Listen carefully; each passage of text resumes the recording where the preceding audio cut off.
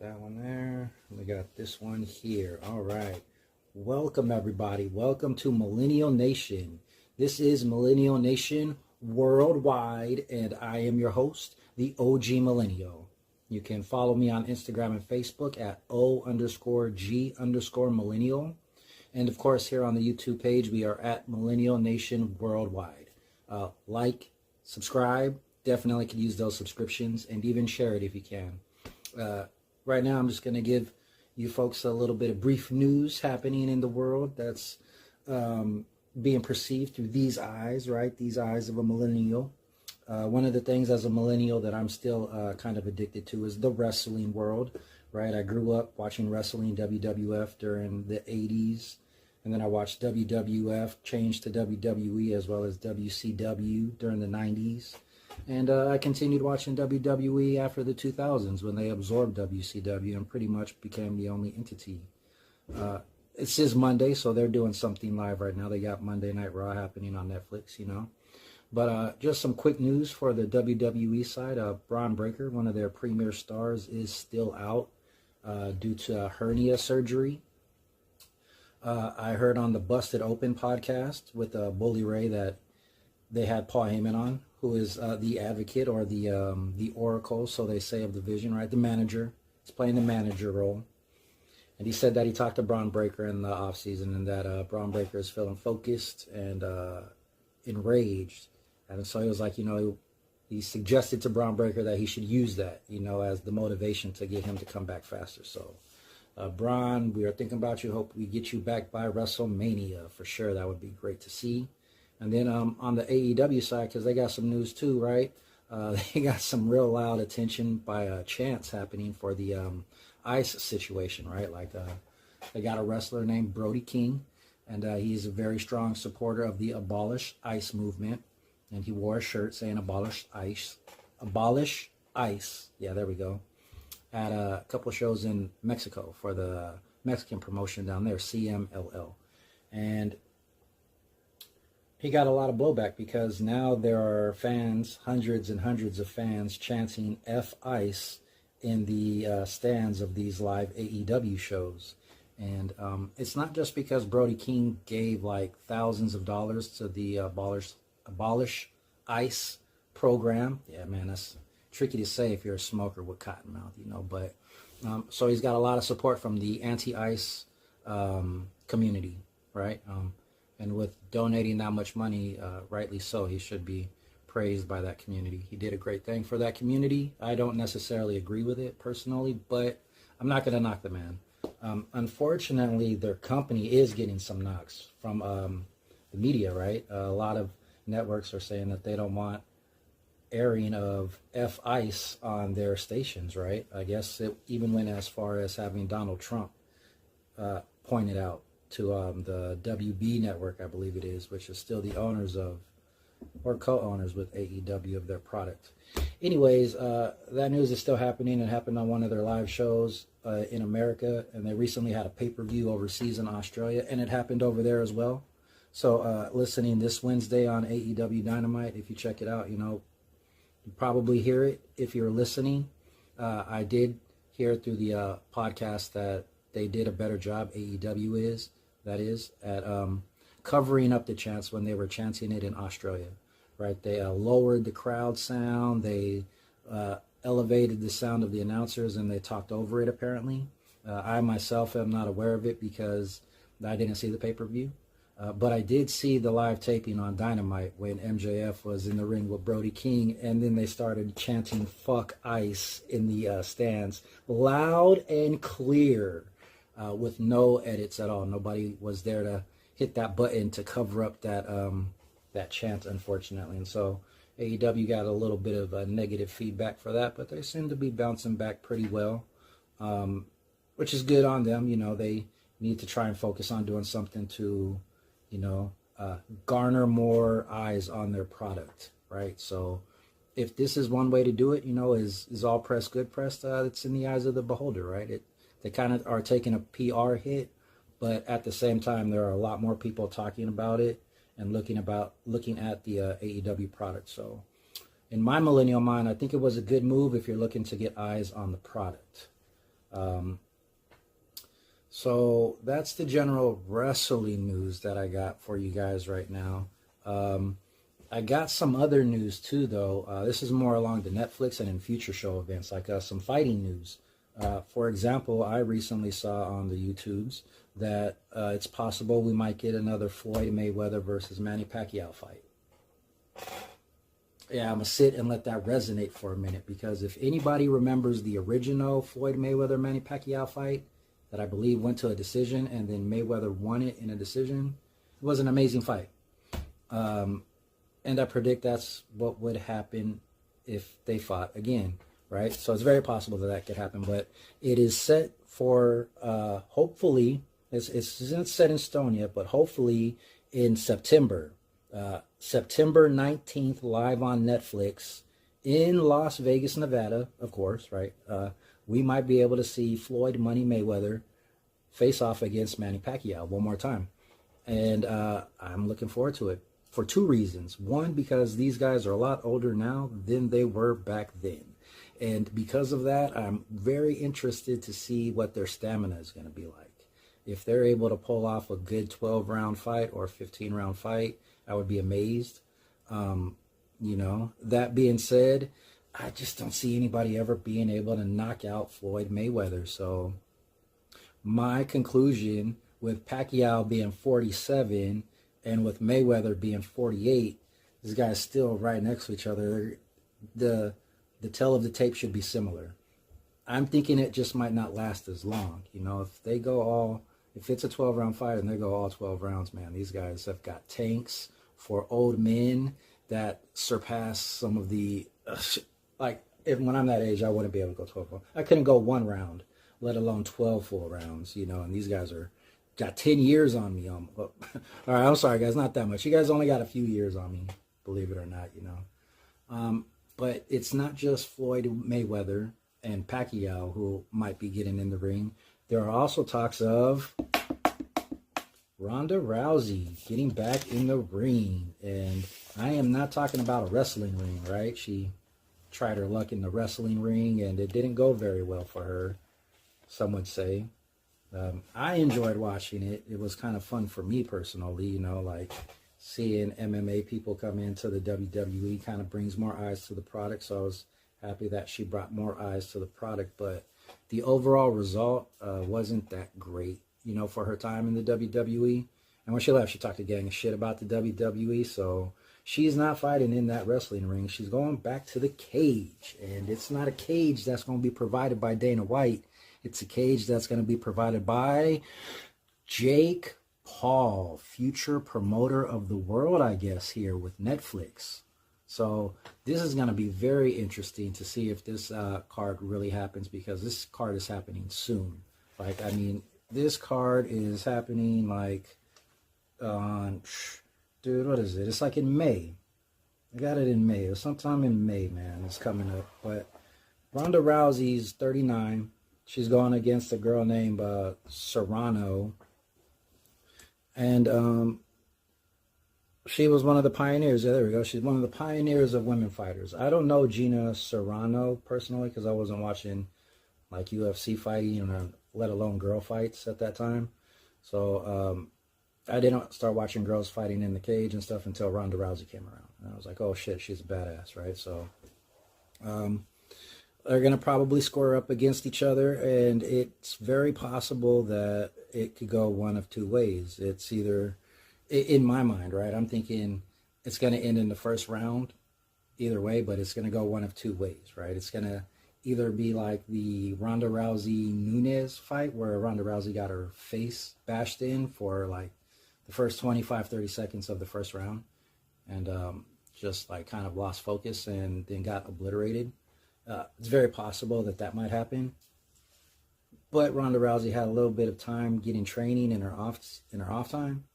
So we'll see how she does when she gets into the cage, because cage fighting is a little bit different from WWE in the essence of when you get punched in the face, you get punched in the face.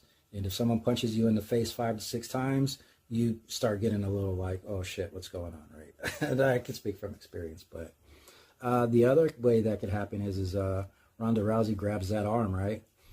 If Ronda Rousey got in another fight, and they filmed this fight on Netflix Live against this girl, Gina Serrano, who is one of the pioneers for women fights. I think that it will get at least 20 million views minimum live on a Netflix show. And it's going to be interesting to see if Ronda Rousey could get that arm, because I think if Ronda Rousey at any age, you know, in the ring, and even at 39, and the other girl, she's 43, Serrano, she's 43, but Ronda Rousey at 39, right? If she grabs that arm and she takes you down and she keeps a hold of that arm, she's going to rip that arm off. And, you know, if I could see that happening in the first round too, you know, I could see Serrano trying to go for like a wild punch or something, or Ronda Rousey gets a quick takedown and then she transitions so smoothly. And that time in WWE where she was rolling around gave her more experience in that too. Cool, right? So it's going to be an interesting fight. It's a fight that I don't think is going to go past the first round, though, personally, right? So you guys chime in and let me know what you think, though. And even if you're going to watch the fight, right? Like, do you think girls should be fighting in general, right? When I watched Ronda Rousey get beat up by Nunes, it hurt my heart, right? I actually emotionally yelled at the screen, "Stop punching her in the face." So, you know, like, I don't do that when men are fighting each other for some reason. It's weird. So I will be tuning in and checking it out, though. I'm curious to see who else Jake Paul gets to fight on this card, you know, especially considering that it's coming up in just a few months, apparently. I thought I took down the day it was coming out, but apparently not. Oh, I did. May 16th. Yeah, so May 16th, live on Netflix. We might get Ronda Rousey fighting again, and she'll be fighting in a cage. If it's not in a cage, it's for sure going to be an MMA match, because that's what I heard it promoted as, was as a mixed martial arts match. So, you know, we'll be tuning in and checking that out. And then just because I follow so much other stuff in the world, you know, being an OG millennial, you know, follow me, O_G_millennial, but being the older millennial, right? Like I'm at the top. Like I'm the top millennial, the first year, well, the second year millennial, right? So I'm at the top of this shit, right? There's some news and shit that I see in the world at the age of 42, right? As an older millennial, right? So Family Guy's got a 25-year anniversary. Celebrated 25 years of Family Guy comedy. Seth MacFarlane wrote a great comedy, animated comedy series. They've been nominated, I'm sure, for tons of awards. I have no idea if he's ever won any, but 25 years of Little Stewie and Brian Griffin causing trouble. I wonder, oh, that was the camera shutting off. That was okay. No, it's still live. Okay, we're still going here. All right. Yeah, Little Stewie, right? And Meg, right? Meg was funny. They always made fun of poor Meg. Super into cartoons like that, right? Like I was all into that. Family Guy, American Dad, Simpsons, that whole entire primetime lineup that came on Sundays at 8 o'clock, right? Between 8 and 10 o'clock. Like that was the shit. But serious news too, right? Like I'm not just all about the fun stuff and nerdy, weird stuff, right? Like there's serious stuff out there. El Muncho is gone, right? The big Mexican gang cartel leader down there apparently was killed by the Hispanic police authority.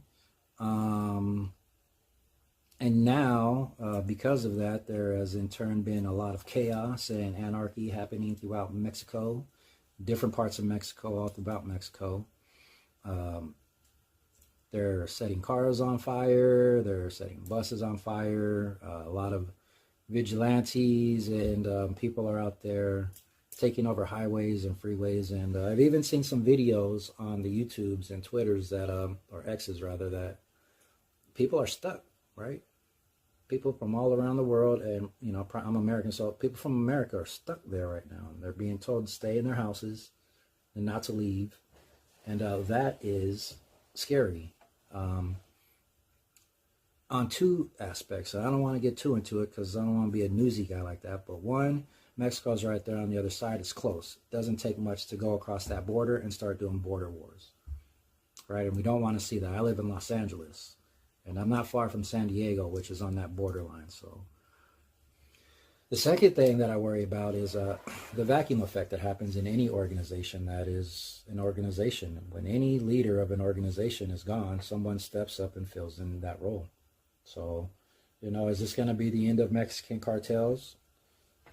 No, I don't think so. But if it is the end of Mexican cartels, it's not necessarily a bad thing, is it? So, when you think about the leader El Muncho of the cartels, it was the Jalisco cartel, I believe, being gone. There've been a lot of documentaries and stuff on this guy, right? But I haven't seen any documentaries on his number twos or his number threes, so just because the Mexican, authorities were able to take him out doesn't mean that the vacuum isn't going to be filled by somebody. Like, I'm sure there's already one or two other people who have taken over their organization and are rerunning it, just like a scene that you would see in your modern day Narcos, TV series or something, right? It's the exact same thing. Even if you looked at like the terrorist stuff, the whole Al-Qaeda thing, it's the whole vacuum thing. You take out the leader and then someone fills that spot. And so we'll have to see what happens in the future, for the next couple weeks. But as far as the people, the people that are there, thoughts and prayers are for those families and folks, not just in America, but from all over the world who just happened to take a trip to Mexico that weekend, to have a good time. And now you're stuck there while there's chaos and anarchy happening around you. It's, man, makes me want to stay home sometimes, I tell you what. But on some other news, right, like that's not the only news happening though. Like Prince Andrew, I guess, got some drama happening, right? The dude from London, the Prince of London, UK. He got some investigations that he's going through. And then Epstein, man, I don't know. Have you guys seen more and more of these like leaked Epstein videos and crazy scenarios? Like, and if so, what do you think about them? Because it's hard to tell for me. Like, is it an AI generation or is this something that they're really leaking? How was it able to get leaked? And if they're just leaking one or two things, how come they can't leak it all?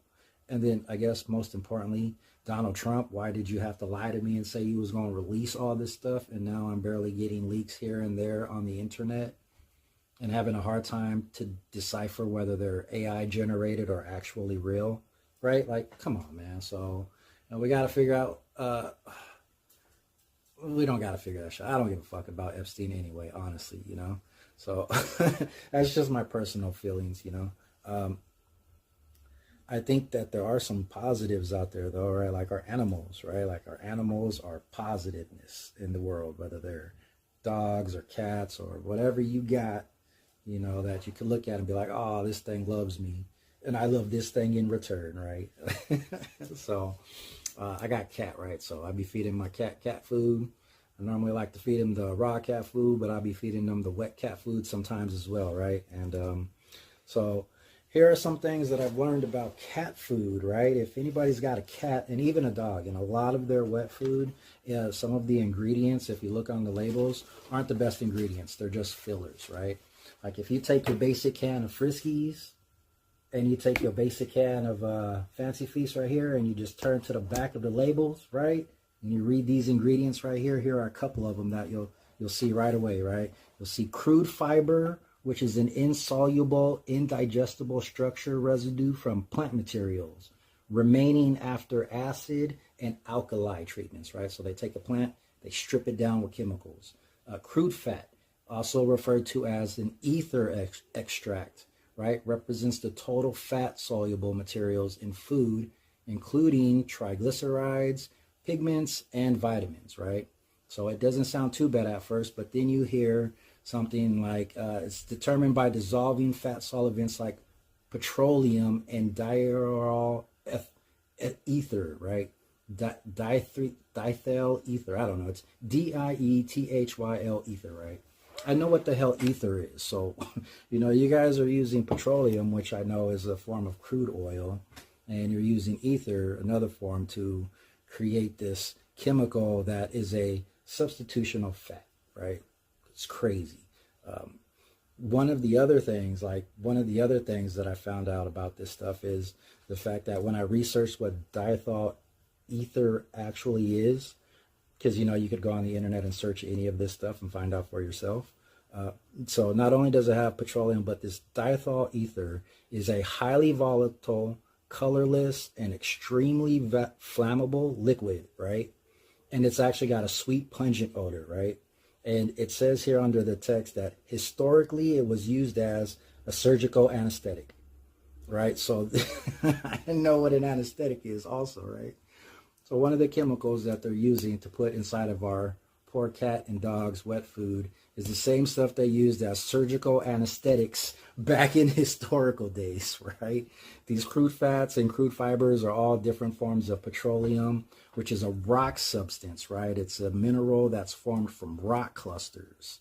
And so it's the same thing that they put in motor oils and stuff like that. So read the ingredients for your cats and dogs as well, and more importantly, for yourself, think about your own health, especially if you're getting up in your years, like your 40s and your 50s, and you ain't thinking about your eating lifestyle or just your physical lifestyle. Maybe start thinking about it. You don't got to do crazy stuff either. You can just simply change your diet, like I'm trying to do now, and live longer, right? But you can't do it on your own, right? For me, all this has been exposed by my lovely lady, Lauren. She's the one who's helped me get the mind frame to start looking into facts, not just for myself now, but even for my cat, right? So we want to take care of pets, but we want to take care of ourselves too. And that is going to be the millennial motivation for my millennial nation worldwide, right? We're going to keep on trying to put out the positive message and vibes with some crazy news that's happening in the world, and looking at it through the way I look at it. And if you got a difference of opinion, I'd love to hear it. I'm not a super debater or anything. I'm pretty easygoing, right? If you got I'll probably end up agreeing with you, but as far as the overall content goes, like and subscribe to the page on YouTube, here on YouTube, or if you're watching on Instagram, go to YouTube. All of my links got the YouTube link on it. Millennial Nation, right? At Millennial Nation Worldwide. And then all my plugs, find me at O_G_millennial. And then when this is finished, I'm going to put all the edits up, and I'll have like the little edits and shit like that too, so yeah. Because I want to try and be professional and do this the right way. So turned off the first camera for clips. This is the main live video right here. I want to thank you if you stuck around and watched the whole thing. I appreciate it. That's down. I'm trying to get to 100 subscriptions, right? YouTube says I need 100 subscriptions, and then they'll be able to let me go live. And if I go live, then we'll make some real magic happen, right? I also got another show I'm on called Technically Speaking News, which was on earlier today. I actually got off that show and then started doing this, So you can check us out there as well. We got great content every Monday, 5 p.m. Pacific Standard Time, 7 p.m. Central. We give you news that you can use, right? We're talking mostly entertainment, right? Like today, I flashed back to 1993 on the Millennial Moment, right? If you wanted to go and check the show out, Technically Speaking News. We were talking about some interesting parenting topic, right? We had some good introduction talks about sports, and we closed it out with a good conversation, but I'll let you guys tune in and hear it for yourselves. And like, subscribe again at Millennial Nation Worldwide, and we'll try and keep this thing pushing. Peace.